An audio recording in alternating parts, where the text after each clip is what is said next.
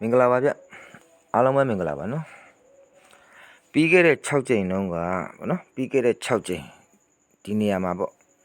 ကျွန်တော်ဒီ89လေးဆိုတဲ့ break ပြန်ကြကိုကျွန်တော် main ကွက်အနေနဲ့ကျွန်တော်ကစားခဲ့တယ်ပေါ့နော်ကစားခဲ့တယ်89လေးဆိုတဲ့ break ကိုကျွန်တော် main ကွက်အနေနဲ့ကစားခဲ့ပြီးမယ်ဒီ68ခွန်ဆိုတဲ့ကဏ္ဍကိုကျွန်တော်ရဲ့ member ကတ်ထဲမှာကျွန်တော်လုံးဝထည့်မပေးမိခဲ့ဘူးပေါ့နော်ဒီ68ခွန်ဆိုတဲ့ကဏ္ဍကိုအရင်အချိန်လေးမှာတော့ကျွန်တော် member ကတ်ထဲမှာတောက်လျှောက်ကျွန်တော်ထည့်ပြီးကစားခိုင်းခဲ့ပြီးမြဲတကယ်ထွက်မဲ့အချိန်မှာကျွန်တော်ဒီ68ခွန်ဆိုတဲ့ခဏန်းကိုကျွန်တော် member တွေ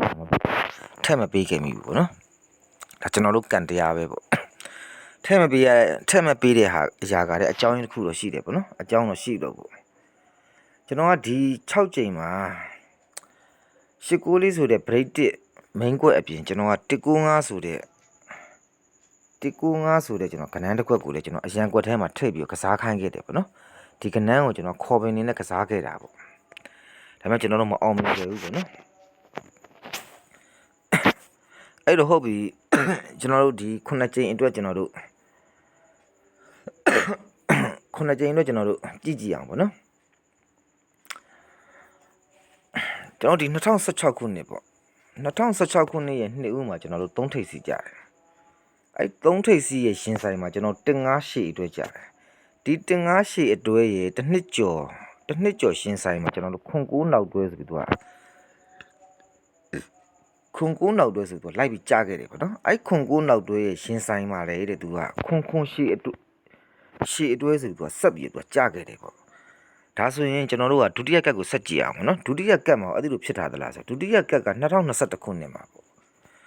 2021ခုနှစ်ရဲ့နှစ်ဦးမှာလည်းကျွန်တော်တို့3ထိပ်စီးဆိုပြီးတော့ကြားတယ်အဲ့3ထိပ်စီးရဲ့ရှင်းဆိုင်မှာလည်းပထမကတ်ကအတိုင်းပဲကျွန်တော်158အတွဲဆိုပြီးကြားတယ်ဒီ158အတွဲရဲ့တစ်နှစ်ကျော်ရှင်းဆိုင်မှာလည်းသူကခွန်9နောက်တွဲဆိုကြားတယ်အဲ့ခွန်9နောက်တွဲရဲ့ရှင်းဆိုင်မှာလည်းခွန်ရှေဘူးဆိုပြီးသူကပထမကတ်ကအတိုင်းပဲသူကအတိအကျသူကလိုက်ပြီးသူကဖြစ်ခဲ့လိုက်တယ်ပေါ့နော်အဲ့ဒီလိုဖြစ်ခဲ့လိုက်တဲ့အတွက်ကြောင့်ねဖြစ်ခဲ့လိုက်တာねပေါ့နော်ဒီ2016ခုနှစ်ထက်က3ထိပ်စီကြားခဲ့လိုက်တဲ့နှစ်ရ5ချိန်မြောက်ပါတယ်သူက3ရဲ့ပါဝါ break 8ဆိုပြီးသူကလိုက်ပြီးသူကကြာပေးခဲ့တယ်အဲ့ဒီ3ထိပ်စီကြောင့်3ရဲ့ပါဝါ break 8က5ချိန်မြောက်မှာသူကကြာလိုက်တာねအဲ့ break 8ရဲ့အောက်မှာလဲ920ဆိုတဲ့ကဏ္ဍတစ်ခွက်ကပုံတီလိုက်ပြီးသူကကြာပေးခဲ့တယ်နော်ဒါဆိုရင်ဒုတိယကတ်ကိုဆက်ကြည့်မယ်ပေါ့ဒုတိယကတ်မှာလည်း2021ခုနှစ်ရဲ့နှစ်ဦးမှာ3ထိပ်စီကြာပြီအဲ့3ထိပ်စီကြောင်းနဲ့သူ့ရဲ့5ချိန်မြောက်မှာပေါ့နော်5ချိန်မြောက်မှာတဲ့3ရဲ့ပါဝါ break 8ကဒီမှာလိုက်ပြီးကြာပြီတဲ့အဲ့ break 8ရဲ့အောက်မှာလည်းကျွန်တော်တို့290ဆိုတဲ့ကဏ္ဍတစ်ခွက်ကပထမကတ်ကအတိုင်းပဲကျွန်တော်တို့အတိအကျလိုက်ပြီးသူကစားခဲ့တယ်ပေါ့နော်ဒီလိုမျိုးကစားခဲ့လိုက်တာနဲ့တဲ့အဲ့ break 8ရဲ့ရှင်းဆိုင်မှာတဲ့ကျွန်တော်တို့8ထိပ်စီအဲ့8ထိပ်စီရဲ့တစ်နှစ်ကျော်ရှင်းဆိုင်မှာတဲ့6ထိပ်စီတဲ့ဒီလိုမျိုး8ထိပ်စီ6ထိပ်စီဆိုပြီး86နှလုံးပေါင်းချင်း4ကြောင်းနဲ့အဲ့ဒီ6ထိပ်စီရဲ့ရှင်းဆိုင်မှာတဲ့ break လေးဆိုပြီးတော့လိုက်ပြီးကြာခဲ့တယ်ပေါ့နော်ဒါဆိုရင်ဒုတိယကတ်ကိုဆက်ကြည့်မယ်ဒုတိယကတ်မှာလည်းကျွန်တော်တို့5ချိန်မြောက်က break 5ချိန်မြောက်မှာ break ကြာခဲ့တာပြီအဲ့ break ရဲ့ရှင်းဆိုင်မှာတဲ့ကျွန်တော်တို့8ထိပ်စီအဲ့8ထိပ်စီတစ်နှစ်ကျော်ရှင်းဆိုင်မှာတဲ့ကျွန်တော်တို့6ထိပ်စီဆိုပြီးပထမကတ်ကအတိုင်းပဲကြာပါတယ်အဲ့လို8ထိပ်စီ6ထိပ်စီဆိုပြီးတော့နှလုံးပေါင်းချင်း4ကြောင်းဒီ6ထိပ်စီရဲ့ရှင်းဆိုင်မှာတဲ့ကျွန်တော်တို့963ဆိုတဲ့ဗရိတ်လေးကနန်းကတဲ့ပထမကတ်ကအတိုင်းပဲကျွန်တော်တို့အတိအကျလိုက်ပြီးကြာပေးခဲ့တယ်ပေါ့နော်ပထမကတ်မှာ446ဆိုတဲ့ဗရိတ်လေးကြာတယ်ဒုတိယကတ်မှာ963ဆိုတဲ့ဗရိတ်လေးကြာခဲ့တယ်ပေါ့နော်ဒီလိုမျိုးဖြစ်စဉ်တွေကျွန်တော်တို့ဖြစ်လိုက်တာနဲ့ပေါ့နော်ဒီလိုဖြစ်စဉ်တွေဖြစ်လိုက်ပြီးဆိုလို့ရှိရင်တော့ဘာဆက်ပြီးအလုပ်လုပ်တယ်လဲဆိုတော့ဒီ8ထိပ်စီပေါ့နော်ဘာဆက်ပြီးအလုပ်လုပ်တယ်လဲဆိုတော့ဟဲ့8ထိပ်စီကြာခဲ့လိုက်တဲ့နှစ်ထဲမှာတဲ့နော်ကြာခဲ့လိုက်တဲ့နှစ်ထဲမှာပေါ့ကျွန်တော်တို့ကဘာလောက်ထားတယ်လဲဆိုလို့ရှိရင်6ထိပ်စီပြီးရင်ခွန်နောက်ပိတ်နောက်တစ်ခါ6ထိပ်စီဆိုပြီး6ခွန်6ဆိုပြီးတော့ကဏ္ဍ3လုံးသူကခွေထားတယ်အဲ့ဒီလိုကဏ္ဍ3လုံးခွေလိုက်တာနဲ့နောက်ဆုံးပိတ်6ထိပ်စီရဲ့အောက်မှာသူကနှစ်နောက်ပိတ်ဆိုပြီးတော့ထက်ကြတယ်ပြီးရင်အဲ့နှစ်နောက်ပိတ်ရဲ့ဇောင်းမှာသူကတစ်ခါအဲ့တစ်ခါရဲ့တောက်မှာသူကထပ်ပြီးတော့9ထိပ်စီဆိုပြီး2.5ဆိုပြီးကဏ္ဍ3လုံးသူကထပ်ခွေတယ်ပေါ့နော်ကျွန်တော်မိတ်ဆွေတွေနားလဲမထင်နဲ့ပေါ့နော်6ခွန်6ဆိုပြီးတော့ကဏ္ဍ3လုံးခွေတယ်ခွေလိုက်တာနဲ့နောက်ဆုံးပိတ်6ထိပ်စီရဲ့အောက်ကနေစပြီးသူက2.5ဆိုပြီးတော့ကဏ္ဍ3လုံးကထပ်ပြီးတော့ထောင်ခဲ့တယ်ပေါ့ အဲ့ဒီလိုမျိုးဖြစ်လိုက်တဲ့ကောင်ရဲ့2.5ထောင်လိုက်တဲ့ကောင်ရဲ့9ထိပ်စီးရဲ့ရင်ဆိုင်မှာမှသူက3995ဆိုတဲ့ခဏန်းတစ်ခွက်သူကလိုက်ပြီးကြာပေးခဲ့တယ်ဗောနော်ကြာပေးခဲ့တယ်ဒါဆိုရင်ဒုတိယကတ်ကိုကျွန်တော်တို့ဆက်ကြည့်မယ်ဗောနော်ဒုတိယကတ်မှာကိုကတ်မှာကိုပထမကတ်ကအတိုင်းဖြစ်ထားသလားဆိုတော့ကျွန်တော်ကြည့်မယ်ပထမကတ်ကအတိုင်းမှာကျွန်တော်တို့ဒီ8ထိပ်စီးကြာခဲ့လိုက်တဲ့နှစ်ထဲမှာဗောနော်ဒီ8ထိပ်စီးကြာခဲ့လိုက်တဲ့နှစ်ထဲမှာပထမကတ်ကအတိုင်းမှာဖြစ်ထားသလားဆိုတာကိုလိုက်ကြည့်တဲ့အခါမှာအဲ့8ထိပ်စီးကြာခဲ့လိုက်တဲ့နှစ်ထဲမှာကျွန်တော်ဒီမှာ6ထိပ်စီးခွန်နောက်ပေ6ထိပ်စီးဆိုပြီး6ခွန်6ဆိုပြီးပထမကတ်ကအတိုင်းမှာကျွန်တော်တို့6ခွန်6ဆိုပြီးဒီမှာလာပြီးခွေထားတယ်ဗောနော်အဲ့ဒီလိုခွေလိုက်တဲ့6ခွန်6ဆိုတဲ့ကနေနောက်ဆုံးပိတ်6ထိပ်စီးရဲ့အောက်မှာလေသူကနှစ်နောက်ပိတ်ဆိုသူကကြာတယ်အဲ့နှစ်နောက်ပိတ်ရဲ့တောင်းမှာလေတစ်ခါတယ်အဲ့တစ်ခါရဲ့တောင်းမှာလေကျွန်တော်တို့9ထိပ်စီးဆိုပြီး2.5ဆိုပြီးတော့ကျွန်တော်တို့ပထမကတ်ကအတိုင်းပဲ6ခွန်6 2.5ဆိုပြီးသူကခွေထားတယ်ဗောနော်ဒီဒုတိယကတ်မှာလဲ6ခွန်6 2.5ဆိုပြီးသူကခွေထားတယ်အဲ့လိုခွေထားရတဲ့ကောင်ရဲ့ရင်ဆိုင်ဖြစ်တဲ့ဟိုက်9ကြိမ်မြောက်မှာကျွန်တော်ကကနန်းတစ်ခွက်ကိုကစားချင်တာဗောနော်ကစားချင်တာဟုတ်ပြီဒါဆိုလို့ရှိရင်ကျွန်တော်တို့ပထမကတ်ကိုပြန်ကြည့်မယ်ပထမကတ်မှာ6ခွန်6 2.5ဆိုခွေထားတဲ့ကောင်ရဲ့ရင်ဆိုင်မှာ395ဆိုတဲ့ကနန်းတစ်ခွက်ကြာတယ်အဲ့ဒီ395ဆိုတဲ့ကနန်းကဘယ်ကနေလာရလဲဆိုတော့ကျွန်တော်တို့စဉ်းစားမယ်ဗောနော်လိုက်ကြည့်မယ်လိုက်ကြည့်လိုက်တဲ့အခါမှာအဲ့ဒီ395ဆိုတဲ့ကနန်းဘယ်ကလာလဲဆိုရင်သူ့ရဲ့ဘေးကနေရေးလိုက်မယ်1နှစ်2နှစ်3နှစ်4နှစ်5နှစ်6နှစ်9နှစ်မြောက်ထဲမှာအဲ့395ဆိုတဲ့ကနန်းကအရင်ဆုံးကြာပြီးထားရမယ်ဗောနော်ကြာပြီးထားတဲ့ကနန်းတစ်ခုဖြစ်နေရမယ်တဲ့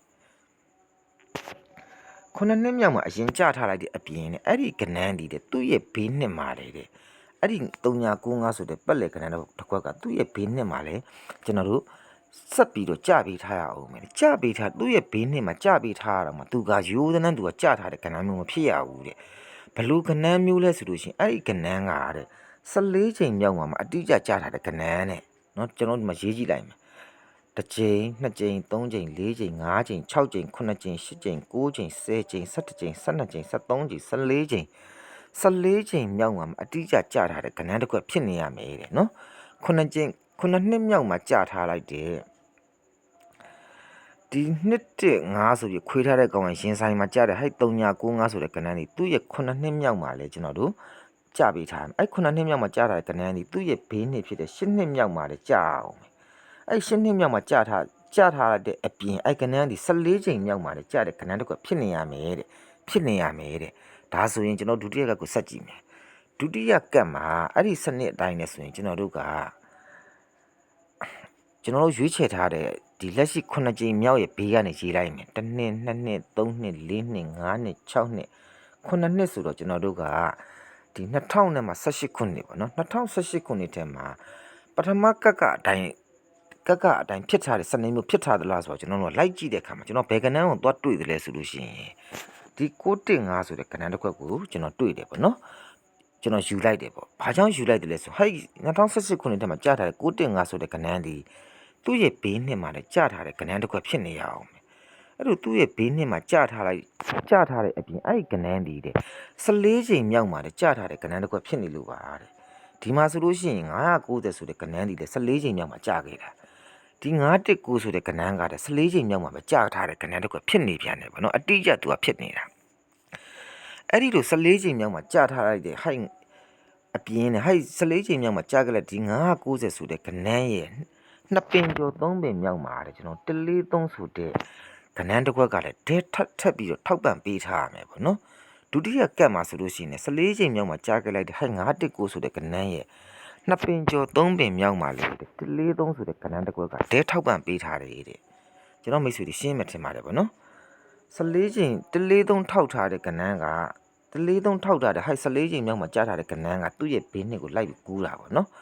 လိုက်ပြီးကူးတာအဲ့ကူးတဲ့ကဏ္ဍကမှကျွန်တော်ဒီနေရာကိုရွှေ့တာဒုတိယကတ်မှာဆိုလို့ရှိရင်143ထောက်ထားတဲ့14ချိန်မြောက်မှာကြာတာဟိုက်159ဆိုတဲ့ကဏ္ဍကအဲ့ကဏ္ဍကမှသူ့ရဲ့ဘေးနှစ်ကိုကျွန်တော်ဒီမှာလိုက်ပြီးရွှေ့တာအဲ့လိုရွှေ့လိုက်တဲ့159မှာကျွန်တော်ကဒီ9ချိန်မြောက်ကို2025ခုနှစ်ရဲ့9ချိန်မြောက်ကိုကျွန်တော်ကရွေးချယ်ချင်တာပေါ့နော်ရွေးချယ်ချင်တာအဲ့တော့ဟုတ်ပြီကျွန်တော်ဆက်ကြည့်အောင်ဒီလိုမျိုးကျွန်တော်တို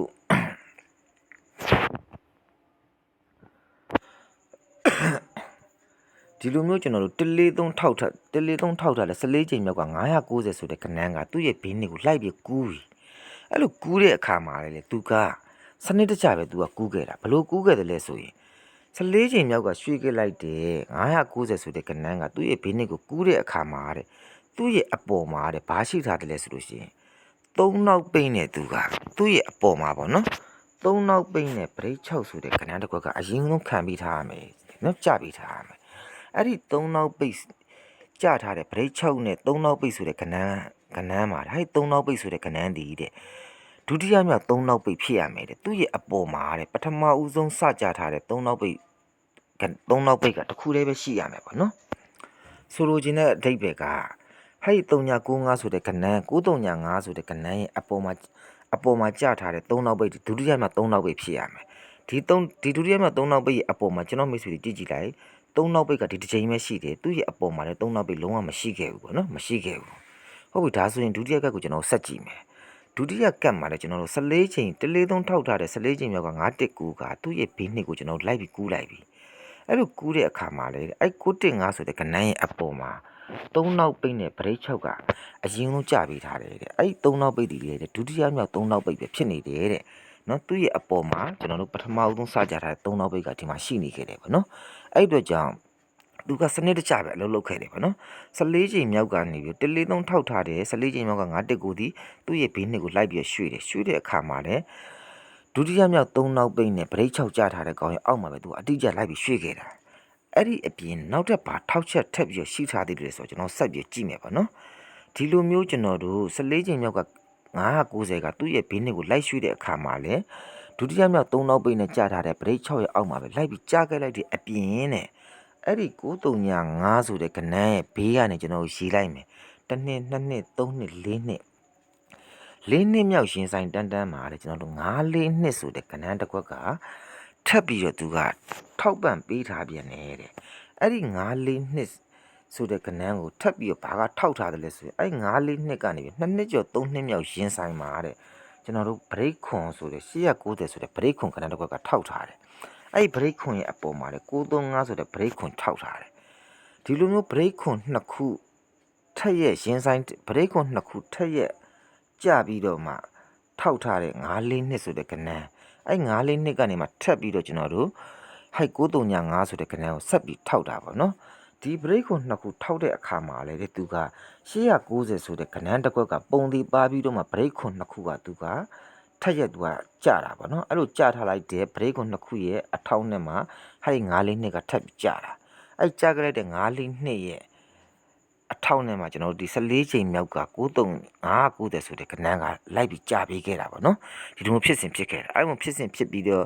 မှကျွန်တော်ဒီ935ဆိုတဲ့ကဏ္ဍကကျွန်တော်တို့ဒီထောက်ချက်ဖြစ်တဲ့215ဆိုတဲ့ကဏ္ဍရဲ့ထောက်ချက်နဲ့သူ့ရဲ့ရှင်းဆိုင်မှာကျွန်တော်ကြာခဲ့တာပေါ့ဒါဆိုရင်ကျွန်တော်ဒုတိယကတ်ကိုဆက်ကြည့်မယ်ဒုတိယကတ်မှာလည်းကျွန်တော်တို့143ထောက်ထားတဲ့919ကသူ့ရဲ့ဘေးနှစ်ကိုလိုက်ကြာပြီကြာတဲ့အခါမှာလည်းဒုတိယမြောက်3နောက်ပိတ်နဲ့ဗရိတ်6ရဲ့အောက်မှာကြာခဲ့တာအဲ့လိုကြားခဲ့လိုက်တဲ့915ဆိုတဲ့ကဏ္ဍရဲ့ဘေးကနေကျွန်တော်တို့ရေးကြည့်လိုက်မယ်ဆိုရင်1နှစ်2နှစ်3နှစ်4နှစ်မြောက်ရှင်ဆိုင်တန်းမှာတဲ့ပထမကတ်ကအတိုင်းပဲကျွန်တော်တို့245ဆိုတဲ့ကဏ္ဍတစ်ခွက်ကအတိအကျလိုက်ပြီးထောက်ပံ့ပေးထားတယ်ပေါ့နော်ထောက်ပံ့ပေးထားတယ်ပထမကတ်မှာဆိုလို့ရှိရင်ကျွန်တော်တို့ဒီမှာ245ဆိုတဲ့ကဏ္ဍကထောက်ပံ့ပေးထားတာဒါဆိုရင်ဟုတ်ပြီအဲ့245ကိုပထမကတ်ကအတိုင်းပဲထပ်ပြီးထောက်ထားတာရှိသေးသလားဆိုရင်ရှိထားသေးသလားဆိုတာကိုကျွန်တော်ဆက်ပြီးကြည့်မယ်ပေါ့နော်ဒီ245ဆိုတဲ့ကဏ္ဍရဲ့2နှစ်ကျော်3နှစ်မြောက်ရှင်ဆိုင်မှာပထမကတ်ကအတိုင်းပဲ break ခွန်ဆိုတဲ့ကဏ္ဍတစ်ခွက်ကဒီမှာထောက်ပံ့ပေးထားတယ်အဲ့ break ခွန်ရဲ့အပေါ်မှာလည်းကျွန်တော်တို့ break ခွန်ကဏ္ဍတစ်ခွက်ထပ်ပြီးကြာထားတယ်ပေါ့နော်ဒီလို break ခွန်နှစ်ခုထက်ရဲ့ရှင်ဆိုင်ကလည်းပထမကတ်ကအတိုင်းပဲကျွန်တော်တို့ဖြစ်ခဲ့တယ်ပေါ့နော်ပထမကတ်မှာလည်းကျွန်တော်တို့ဒီမှာ935ဆိုတဲ့ break ခွန်ရဲ့890ဆိုတဲ့ break ခွန်ရဲ့ break ခွန်နှစ်ခုထပ်ပြီးမှဒီ9-4နှစ်ကကြာတာပေါ့နော်ဒုတိယကတ်မှာဆိုလို့ရှိရင်ကျွန်တော်တို့ break ခွန်နှစ်ခုထပ်ပြီးမှဒီ245ဆိုတဲ့ခဏကြာတာပေါ့အဲ့လို break နှစ်ခွန်နှစ်ခုထပ်တဲ့အခါမှာလည်းသူက389ဆိုတဲ့ခဏတကွက်အပါနဲ့မှသူက break ခွန်ကသူကထပ်ခဲ့တာပေါ့နော် break ခွန်ထပ်ခဲ့လိုက်တာပထမကတ်မှာလည်းကျွန်တော်တို့389ဆိုတဲ့ခဏတစ်ခွက်အပါနဲ့ break ခွန်ကထပ်ပြီးမှဒီ9-4နှစ်ကကြာခဲ့တာဒီလိုမျိုးကျွန်တော်တို့စနစ်တကျတွေနဲ့သူကထောက်ချက်တွေထောက်ပြီးတော့မှစနစ်တကျထောက်ချက်တွေထောက်ပြီးတော့မှသူကဖြစ်ပြီးတော့မှရွှေ့လာခဲ့လိုက်တဲ့ဟိုက်915ပေါ့နော်ရွှေ့လာခဲ့လိုက်ဒီ915ဆိုတဲ့ကဏ္ဍကကျွန်တော်ဒီနေရာကိုဒီ9ချိန်မြောက်ဒီနေရာကိုကျွန်တော်ကစားချင်တာပေါ့နော်ကစားတဲ့အခါမှာဟာတို့215ဆိုပြီးတော့ ထောက်ချက်ထောက်ထားရမယ်ကျွန်တော်တို့ခွန်6ခွန်ဆိုပြီးတော့3လုံးကနေခွေထားရတယ်ပေါ့နော်ဒီလိုအခွေဖြစ်စဉ်နဲ့ဖြစ်ထားကြတဲ့ကောင်ရဲ့ရင်ဆိုင်မှာကျွန်တော်တို့ရင်ဆိုင်ဖြစ်တဲ့9ကြိမ်မြောက်မှာကျွန်တော်ကဒီ915ဆိုတဲ့ခဏန်းတစ်ခွက်ကိုကျွန်တော်မိတ်ဆွေတွေကိုဒီ9ကြိမ်မြောက်မှာကျွန်တော်ကကန်ဆန်းစေချင်တာပေါ့နော်ကန်ဆန်းစေချင်တာ6ကြိမ်မြောက်မှာကျွန်တော်ဒီ915ဆိုတဲ့ခဏန်းကိုခေါ်ပင်နေနဲ့ကစားခဲ့တယ်မအောင်မြင်ခဲ့ပြီမယ်ကျွန်တော်အခုဒီ9ကြိမ်မှာဒီ915ဆိုတဲ့ခဏန်းကိုကျွန်တော်ထပ်ပြီးတော့ကျွန်တော်ကစားခြင်းကျွန်တော်ကတော့ကစားမယ်ပေါ့နော်ကျွန်တော်မိတ်ဆွေတွေအနေနဲ့လည်းကန်ဆန်းခြင်းကန်ဆန်းလို့ရတယ်ပေါ့နော်အဲ့တော့ဟုတ်ပြီကျွန်တော်တို့ဟာဒီ915ဆိုတဲ့ဖြစ်စဉ်ကိုကျွန်တော်တို့ကပြပြီးသွားပြီဆိုလို့ရှိရင်အဲ့ဒီနှစ်ထက်မှာကျွန်တော်တို့ဆက်ပြီးတော့နောက်ထပ်ယူဆလို့ရတဲ့အယူဆတစ်ခုတော့ရှိသေးတယ်ပေါ့နော်ဒါလေးကိုကျွန်တော်ဆက်ပြီးကြည့်ကြရအောင်ပေါ့အဲ့ဒါကဘာလဲဆိုလို့ရှိရင်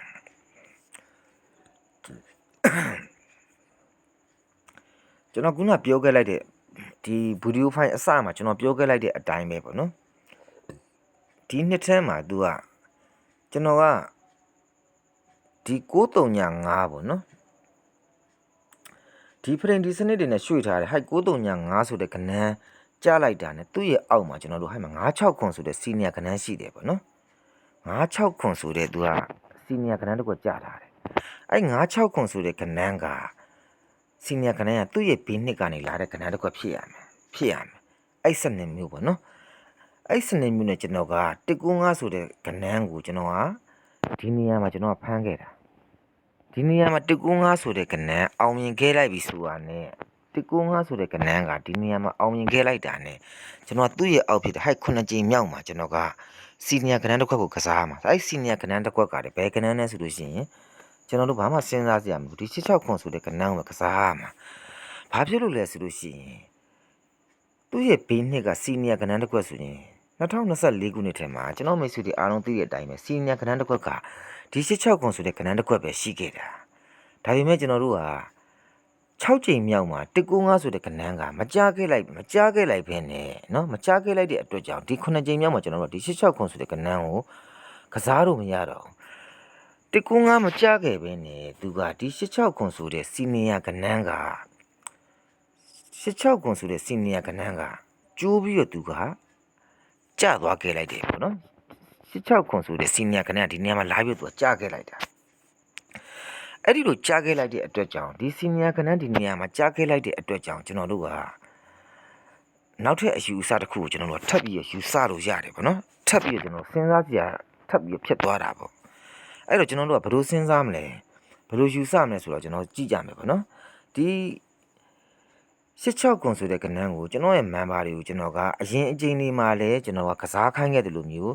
ဒီ2025ခုနှစ်ထဲမှာတက်နိုင်လို့ရှိရင်မွေးပြီးတော့ကစားပါလို့ကျွန်တော်ပြောခဲ့တာက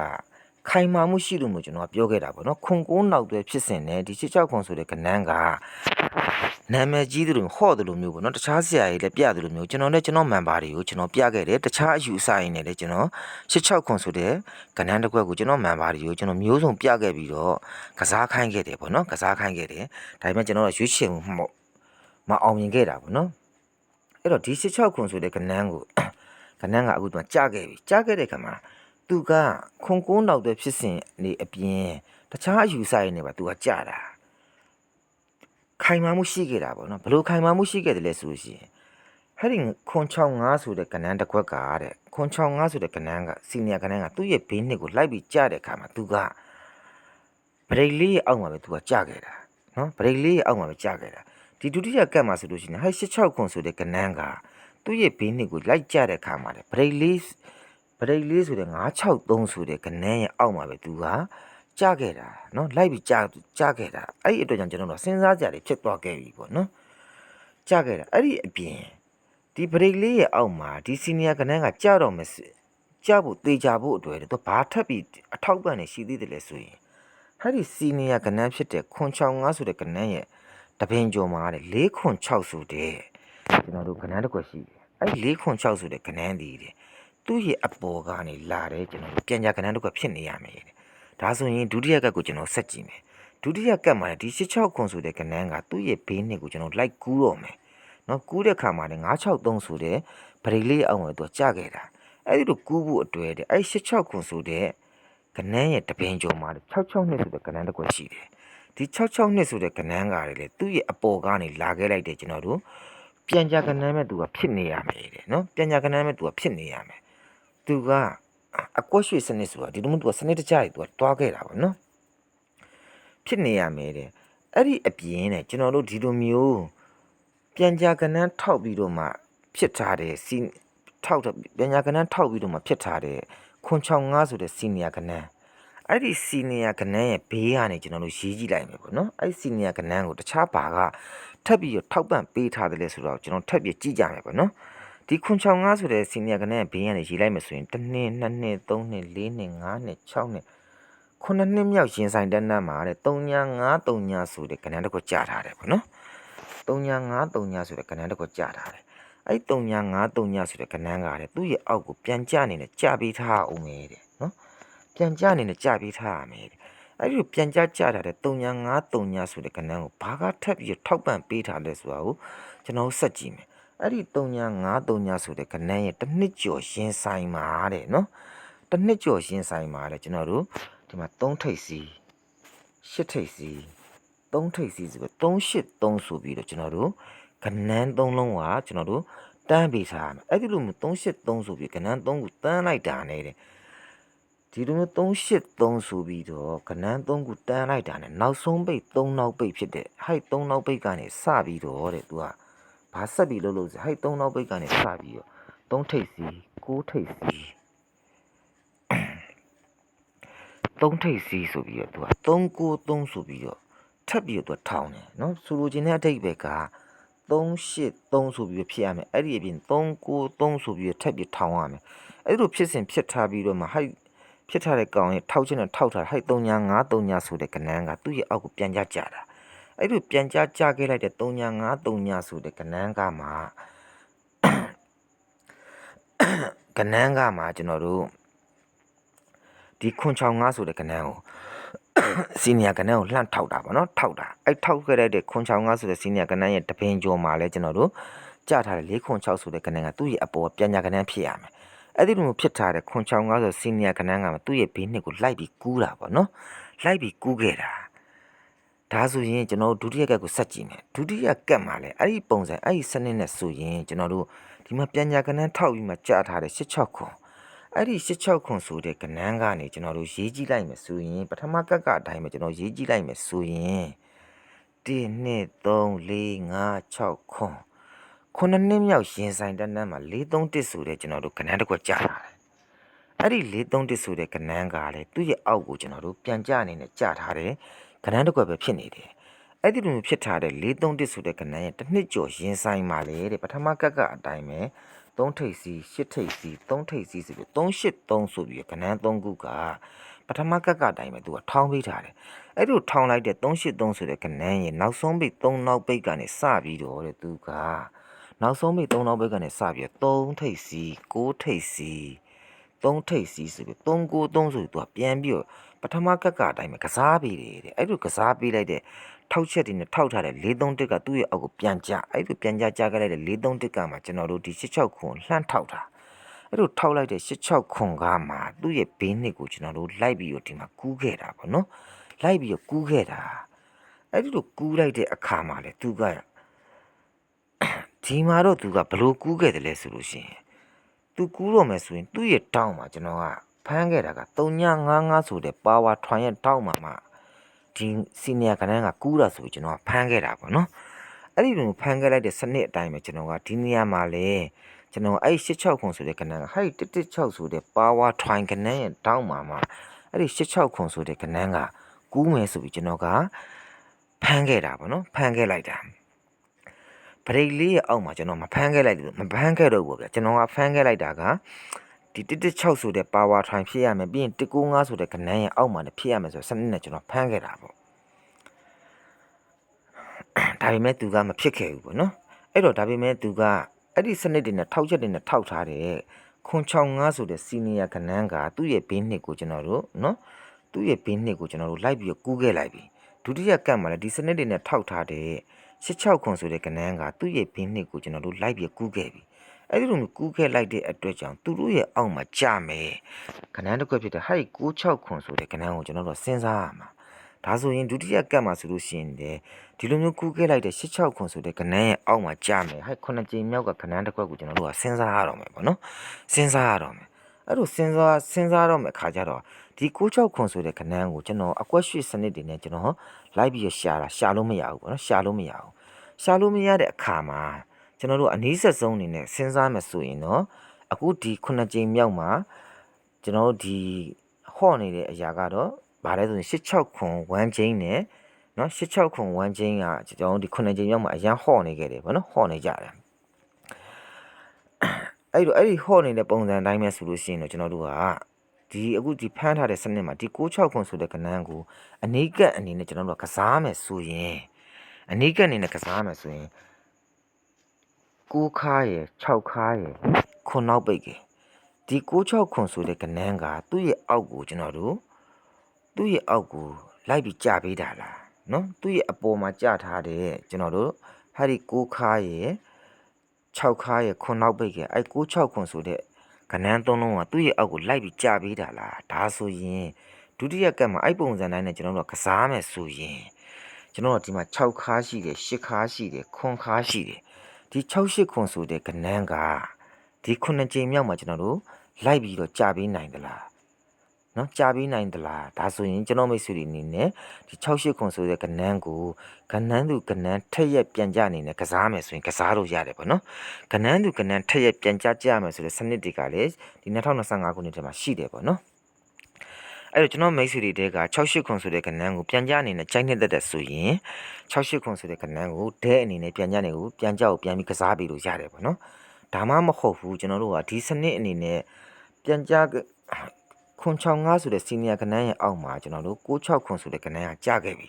အဲ့96ခွန်ဆိုတဲ့ကဏ္ဍကတခြားပုံစံနဲ့ကြာတာမျိုးဆိုရင်ရောတခြားပုံစံစနစ်တစ်ခုနဲ့ကျွန်တော်ဖမ်းကြည့်အောင်ဘယ်လိုပုံစံမျိုးနဲ့ဖမ်းကြည့်မလဲဆိုရင်ဒီ96ခွန်ဆိုတဲ့ကဏ္ဍကြာဖို့အတွက်သူ့ရဲ့တောင်းမှာကျွန်တော်ဒီမှာ64ခွန်ဆိုတဲ့ကဏ္ဍတစ်ခွက်ရှိတယ်ပေါ့နော်64ခွန်ဆိုတဲ့ကဏ္ဍတစ်ခွက်ရှိတယ်64ခွန်အဲ့64ခွန်ရဲ့တောင်းမှာ324ဆိုတဲ့ break 9ရှိတယ်အဲ့ break 9ရဲ့တောင်းမှာကျွန်တော်3336ဆိုတဲ့ break 6ရှိတယ်အဲ့ဒီ break 3ခုကိုပေါင်းလိုက်မယ်ဆိုလို့ရှိရင်ကျွန်တော်တို့64ခွန်ဆိုတော့ခွန်ရတယ်324ဆိုတော့9ရတယ်3336ဆိုတော့6ရတယ်အဲ့ဒီလိုမျိုး break 3ခုပေါင်းခြင်းကြောင့်ရလာခဲ့လိုက်တဲ့ခွန်96ဆိုတဲ့ကဏ္ဍကကျွန်တော်တို့ဒီ96ခွန်ဆိုတဲ့ senior ကဏ္ဍရဲ့အောက်မှာလိုက်ပြီးကြာပေးတာလားအဲ့လိုကြာပေးတာမျိုးပါဆိုလို့ရှိရင်ကျွန်တော်တို့ကဒီဒုတိယကတ်မှာအဲ့ပုံစံစနစ်နဲ့ဆိုရင်ဒီမှာကျွန်တော်116ဆိုတဲ့ break 8ရှိတယ်သူ့ရဲ့တောင်းမှာကျွန်တော်တို့933ဆိုတဲ့ break 2ရှိတယ် break 2ရဲ့တောင်းမှာ993ဆို break ခွန်ရှိတယ်ဒီလိုမျိုး break 3ခုပေါင်းခြင်းကြောင့်ရလာခဲ့လိုက်တဲ့ကဏ္ဍရကြတော့ကျွန်တော်တို့8ခွန်ဆိုတဲ့ကဏ္ဍတစ်ခွက်ကျွန်တော်တို့လာပြီးတော့ရနေတယ်ပေါ့နော်အဲ့ဒီလိုရခဲ့လိုက်တဲ့8ခွန်ဆိုတဲ့ကဏ္ဍကိုဒီ9ကြိမ်မှာကစားမယ်ဆိုလို့ရှိရင်လည်းကစားလို့ရတယ်ပေါ့နော်ဒီ8ခွန်နဲ့ပတ်သက်ပြီးတော့တခြားအယူအဆတွေနဲ့ဒီ2025ထဲမှာကြာဖို့ရှိရတဲ့ကိုကျွန်တော်ပြောပြခဲ့ရည်လည်းရှိခဲ့တယ်ပေါ့နော်အဲ့တော့ဒီ8ခွန်ဆိုတဲ့ကဏ္ဍကလည်း68ခွန်ဆိုတဲ့ကဏ္ဍရဲ့1ချင်းနဲ့ကလာပြီးတော့ညှိနေတယ်ပေါ့နော်8ခွန်ဆိုတဲ့ကဏ္ဍက68ခွန်ရဲ့1ချင်းနဲ့လာပြီးညှိနေတယ်အဲ့လိုမျိုးညှိနေတဲ့အတွက်ကြောင့်ဒီ9ကြိမ်မှာကျွန်တော်မိတ်ဆွေတွေအနေနဲ့ဒီ8ခွန်ဆိုတဲ့ကဏ္ဍတစ်ခွက်ကိုလည်းကစားချင်လို့ရှိရင်ကြိုက်နှစ်သက်လို့ရှိရင်ကစားလို့ရတယ်ပေါ့နော်ဒီဗီဒီယိုဖိုင်မှာကျွန်တော်အဓိကပေးခြင်းတဲ့ message ကတော့ဒီ195ဆိုတဲ့ကဏ္ဍတစ်ခွက်ကိုကျွန်တော်က195ဆိုတဲ့ငါးနောက်ပိတ်နဲ့ဒီကဏ္ဍတစ်ခွက်ကိုကျွန်တော်ကစားအဓိကအနေနဲ့ကျွန်တော် message ပေးခြင်းတာပေါ့နော်ဒီ16ခွန်ဆိုတဲ့ကဏ္ဍရဲ့ဒီ8ခွန်ဆိုတဲ့ကဏ္ဍရဲ့ကိုကျွန်တော်ကဏ္ဍကိုတော့ကျွန်တော်မိတ်ဆွေတွေအနေနဲ့ကြိုက်နှစ်သက်ဆိုလို့ရှိရင်ဒီနည်းနည်းပါးပါးလေးကစားစေခြင်းတယ်ပေါ့နော်ကစားစေခြင်းတယ်အဲ့တော့ဒီ195နဲ့ပတ်သက်ပြီးတော့ကျွန်တော်မိတ်ဆွေတွေအနေနဲ့အခုကျွန်တော်ပြောပြပေးသွားတာကိုရှင်းမှထင်တယ်ပေါ့နော်ရှင်းမှထင်ပါတယ်ကျွန်တော်တို့ဒီလိုမျိုးခွန်6ခွန်ဆိုပြီးတော့ကျွန်တော်တို့ခွန်6ခွန်6ဆိုပြီးတော့ကျွန်တော်ကဏ္ဍ3လုံးခွေတယ်အဲ့လိုခွေလိုက်တာနဲ့2.5ဆိုပြီးတော့ကဏ္ဍ3လုံးကထပ်ပြီးတော့ခွေရတယ်ပေါ့နော်အဲ့လိုဖြစ်ထားတဲ့ကောင်ရဲ့ရှင်းဆိုင်မှာမှကျွန်တော်တို့395ဆိုတဲ့ကဏ္ဍကကြာတာအဲ့လိုကြာကြတဲ့395ကသူ့ရဲ့9နှစ်မြောက်ကနေလာတဲ့ကဏ္ဍတစ်ခုဖြစ်ရမယ်အဲ့9နှစ်9နှစ်မြောက်ကနေလာတဲ့ကဏ္ဍတစ်ခုဖြစ်ရမယ်ပေါ့နော်အဲ့9နှစ်မြောက်ကလာတဲ့ကဏ္ဍဒီလေသူ့ရဲ့ဘေးနှစ်က14ချိန်မြောက်မှာအတိအကျကြာထားတဲ့ကဏ္ဍတစ်ခုလည်းဖြစ်နေရအောင်မယ်အဲ့ဒီ14ချိန်မြောက်မှာကြာထားတဲ့ကဏ္ဍကိုလည်းကျွန်တော်တို့143ဆိုတဲ့ကဏ္ဍကထပ်ပြီးထောက်ပံ့ပေးထားရမယ် အဲ့လိုတလေးသုံးထောက်ထားတဲ့14ချိန်မြောက်ကကနန်းကသူ့ရဲ့ဘေးနှစ်ကိုလိုက်ပြီးကူးလိုက်တဲ့အခါမှာအဲ့ဒီကနန်းကိုကျွန်တော်တို့245ဆိုတဲ့ကနန်းတစ်ခွက်ကလည်းအတိအကျလိုက်ပြီးထောက်ရမယ်အဲ့ဒီအပြင်ဒီ935ဆိုတဲ့ကနန်းရဲ့အပေါ်မှာလည်းဒုတိယမြောက်ကြထားတဲ့3နောက်ပိတ်နဲ့ break 6ဆိုတဲ့ကနန်းတစ်ခွက်ကလည်းထပ်ပြီးထောက်ပံ့ပေးထားမယ်အဲ့ဒီလိုထောက်ပံ့နေနဲ့ထောက်ပြီးတော့မှကြားထားတဲ့ကျွန်တော်တို့ဟဲ့935ဆိုတဲ့ကနန်းကမှာကျွန်တော်ဒီ215ဆိုပြီးတော့သုံးလုံးထောင်ထားတဲ့ကောင်ရဲ့ရှင်းဆိုင်မှာဒီ3995ဆိုတဲ့ကနန်းကအတိအကျလိုက်ပြီးကြာတာပါဆိုရင်ဒီစနစ်ဒီယူဆနေဆိုရင်ကျွန်တော်တို့ဒီ9ကြိမ်မှာကျွန်တော်တို့ဒီ915ဆိုတဲ့ကနန်းတစ်ခွက်ကဒီ9ကြိမ်မြောက်မှာကျွန်တော်တို့ကစားမယ်ဆိုရင်ကစားလို့ပြောတဲ့ကနန်းတစ်ခွက်ပါကနန်းတစ်ခွက်ဖြစ်တယ်ပေါ့နော်ကနန်းတစ်ခွက်ဖြစ်တယ်အဲ့အတွက်ကြောင့်ကျွန်တော်မိတ်ဆွေတွေအနေနဲ့ဒီ9ကြိမ်မှာဒီ295ဆိုတဲ့ကနန်းကိုကန်ဆန်းကြည့်စေခြင်းနဲ့ပေါ့နော်ပောက်ခဲ့လို့ရှိရင်တော့ထွက်လာခဲ့လို့ရှိရင်ကျွန်တော်မိတ်ဆွေတွေအနေနဲ့ပြည့်ရွှင်ခင်းရမယ်ပေါ့နော်ပြည့်ရွှင်ခင်းရမယ်6ကြိမ်မှာတော့ဒီ295ဆိုတဲ့ကနန်းကိုခေါ်ပင်အနေနဲ့အရန်ကစားကွက်ထဲမှာထည့်ပြီးကစားခဲ့ပြီးမယ်6ကြိမ်မှာဒီ295မကြခဲ့ဘူးပေါ့နော်တကယ်လို့တော့6ကြိမ်မှာ295ကြခဲ့မယ်ဆိုရင်86ခုဆိုတဲ့ကနန်းကိုကျွန်တော်က9ကြိမ်မြောက်မှာကျွန်တော်ကအပိုင်ကိုင်းပြီးကျွန်တော်ကစားမှာပေါ့နော်အပိုင်ကိုင်းပြီးကျွန်တော်ကစားမှာဒါပေမဲ့ကျွန်တော်ကံမကောင်းခဲ့ဘူးပေါ့နော်ဒီ86ခုနဲ့ပတ်သက်ပြီး2024ခုနှစ်မှာလည်းကျွန်တော်ကံမကောင်းခဲ့ဘူးပေါ့နော်ကနန်းကိုရခဲ့ပြီမဲ့အကျဉ်းရွေးချယ်မှုကျွန်တော်မှားခဲ့တယ်ပေါ့နော်ဒီ2025ခုနှစ်မှာလည်းဒီ68ခုဆိုတဲ့ကနန်းကိုအခိုင်အမာပြီးအရင်အချိန်လေးမှာတောက်လျှောက်မှာကတ်မှာထည့်ပြီးရောပေးပြီးကစားခိုင်းခဲ့ပြီမဲ့တကယ်ထွက်မဲ့ချိန်မှာကြီး68ခုဆိုတဲ့ကနန်းကိုကျွန်တော်မပေးခဲ့မိဘူးပေါ့နော်ဒီ195ဆိုတဲ့ကနန်းကြပြီးမှဟိုက်68ခုဆိုတဲ့ကနန်းကလိုက်ရမယ်ဆိုတဲ့အယူအဆကိုရွေးချယ်ခဲ့ပြီး195ကိုကျွန်တော်ကခေါ်ပင်အနေနဲ့ကစားခဲ့တာပေါ့နော်အဲ့တော့ဘယ်လိုပဲဖြစ်ဖြစ်ကျွန်တော်တို့3D မှာကလှည့်စားတတ်တာဖြစ်တဲ့အတွက်ကြောင့်ကျွန်တော်မိတ်ဆွေတွေအနေနဲ့68ခုကျိုးပြီးထွက်သွားပြီမဲ့195ဆိုတဲ့ကနန်းကသူ့နောက်ကနေပြီးထပ်ပြီးလိုက်လာခဲ့မယ်ဆိုရင်ကျွန်တော်တို့အနေနဲ့နစ်နာမှုမဖြစ်အောင်လို့ပေါ့နော်ဒီ195ဆိုတဲ့ကနန်းကတခြားသောအယူအဆတွေနဲ့လည်း2025ခုနှစ်ထဲမှာကြာဖို့အတွက်အများကြီးရှိတယ်ပေါ့နော်အဲ့အတွက်ကြောင့်ကျွန်တော်မိတ်ဆွေတွေနဲ့ကန်ဆန်းကြည့်စေချင်တယ်ပေါ့နော်သူနဲ့အတူကျွန်တော်တို့ဒီ86ခွန်ဆိုတဲ့ကနန်းရဲ့82ခွန်ဆိုတဲ့ကနန်းရဲ့ကိုလည်းကြိုက်နှစ်တဲ့ဆိုရင်တော့ထည့်ပြီးကစားကြပါနော်ကစားကြည့်ကြပါကဲဒါဆိုလို့ရှိရင်တော့ကျွန်တော်ဒီဗီဒီယိုဖိုင်ကိုဒီလောက်နဲ့ပဲကျွန်တော်ရက်လိုက်တော့မယ်နော်ရက်လိုက်တော့ပါမယ်ဒီရက်ပိုင်းမှာကျွန်တော်ကဒီ YouTube မှာပေါ့နော်ဗီဒီယိုဖိုင်ကျွန်တော်မတင်ပြဘူးပေါ့တင်ကျင်စိတ်လည်းမရှိသိပ်ပြီးမရှိတဲ့အတွက်ကြောင့်ပေါ့နော်ဒါကျွန်တော်ဒါပထမဦးဆုံးဒီ6ကြိမ်မှာတော့ကျွန်တော်လုံးဝမတင်ခဲ့ဘူးเนาะဒီ9ကြိမ်အတွက်ဒါပထမဆုံးဗီဒီယိုဖိုင်ပေါ့ဒီ group မှာပဲကျွန်တော်နည်းနည်းအားဆိုင်ပေးနေတာပေါ့เนาะgroup မှာလည်းကျွန်တော်သေးချာကိုအပိုင်းအနိုင်ကိုကျွန်တော်တွက်ချက်ပြီးတော့